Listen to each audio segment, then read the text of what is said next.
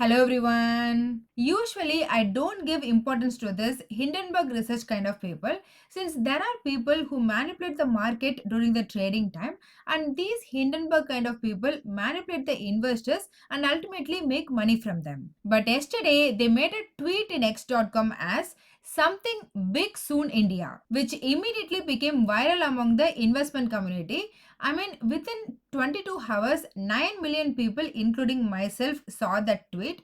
62,000 people liked that tweet, and 16,000 people shared that in their page. After that hype, finally, yesterday night, they released the new report related to Indian market. This time, they released more evidence about Adani stock manipulation, then another Indian company called IIFL involvement, and in addition, they made allegations about the SEBI's chairman Madhabi Puri Booch. Thus, now it's the talk of the town, and possibly this is going to affect the Indian market tomorrow. So, it's important to understand what happened. And in this video, I'm going to cover about what happened in the last 1 year period, and in addition, about the yesterday's night allegation report in detail. Hence, without delay, let's get started. On February 2023, Hindenburg Research Group released the report about Adani Enterprise. As a consequence and reaction, all Adani stocks dropped heavily, but after that, now it recovered most. For example,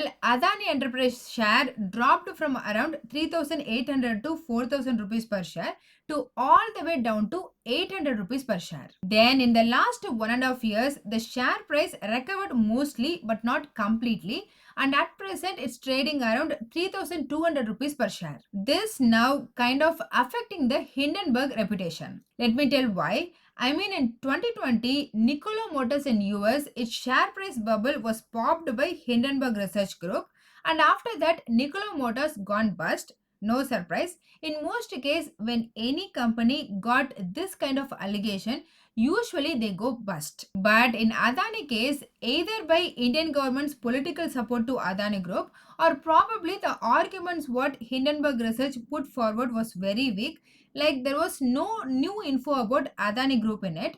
Because of those reasons, the Adani stock price mostly recovered. Honestly, I mean, there were some legitimate concerns, like in India, promoters should not own more than 75% in their listed companies. But in most of the Adani companies, Adani owned close to 75%, and as per the allegation, the remaining stocks through FII was also owned by Adani's family for the stock price manipulation. So it is a legitimate concern but not officially proven. Now, in this new report, this is what Hindenburg is saying.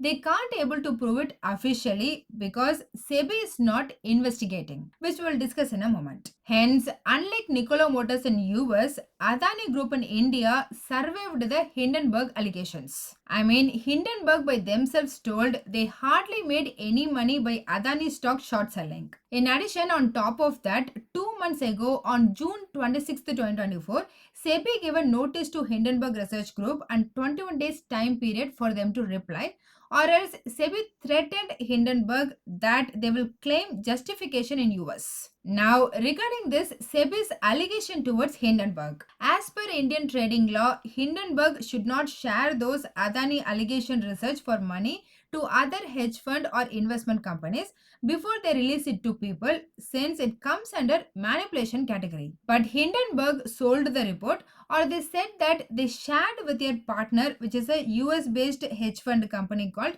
Kingdom Capital Management. And this Kingdom Capital Management company shorted the Adani stocks and Adani bonds in the US market. So, in the last 2 months, SEBI has been making allegations against Hindenburg Research Report and Kingdom Capital for violating the Indian trading law. Hence, as expected, it didn't go well with Hindenburg Research Group, and in the last 2 months, Hindenburg has been criticizing SEBI for not focusing on investigating in Adani conglomerate. Rather, they are trying to silence the Hindenburg. And also, they questioned SEBI why there is no mention of Kotak Mahindra Bank in their notice, since their overseas division is the one which executed the short selling trade. Hence, that's the background I want to inform. Last year, it was all started as Adani versus Hindenburg Research Group, but in the last 2 months, it has been going on as SEBI versus Hindenburg Research Group. Here, for any short selling company, being correct and being legal is the most important thing. I mean, even if I was a Hindenburg researcher means, then I will also target SEBI. So it's understandable why Hindenburg Research is now targeting the SEBI system. Now let's discuss about the new report in detail. I mean, yesterday night again Hindenburg Research Group released more evidence on Adani Group, IIFL involvement and SEBI's chairman's connection. So if anyone fancy reading, please have a go.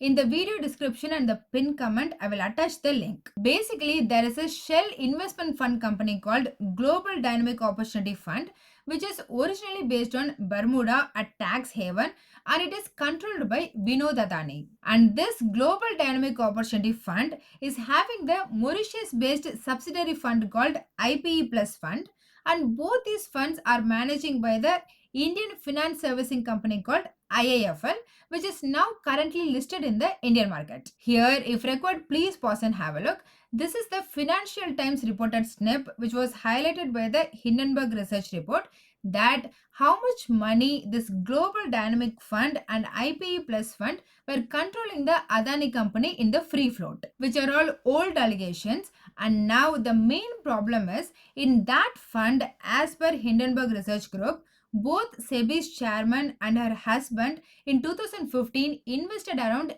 8,73,000 US dollars money. As I said earlier, this Global Dynamic Fund belongs to Vinod Adani and it is managing by IIFL. Then in 2017, when Madhabi Puri Buj becomes the SEBI member, she transferred all those funds to her husband's name. Again, after that in 2018, they closed that investment completely, and for closing, SEBI's chairman by herself wrote an email to IIFL to redeem her investment from the fund. That's the first allegation. Then the second one, in the same way, they also made an allegation that till 2022, SEBI's chairman had an 100% controlling stake in Singapore-based financial consulting firm called Agora Partners, which is completely against the law since at that time she was a SEBI's member. But once she became the chairman, as per Hindenburg Research Group, that company ownership also she quietly transferred it to her husband's name in 2022. And third,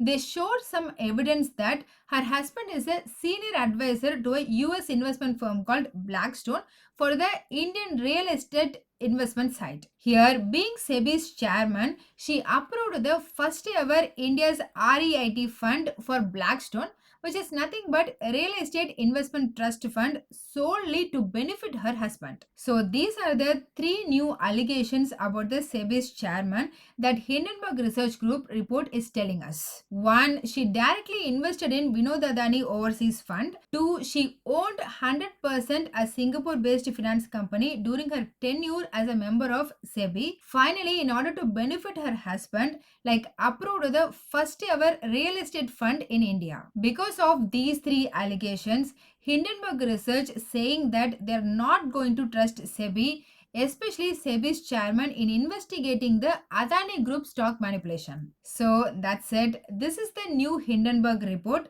and whole both sides story with timelines. So that's all in this video. Hope you all got some useful information. Please consider subscribing to the channel and liking the video so it will help me beat the YouTube algorithm and also motivate me to do more. Please don't make any investment decision based on this, as I'm not a SEBI registered advisor. I'm doing this for me and viewers' educational purpose only. Thanks for watching.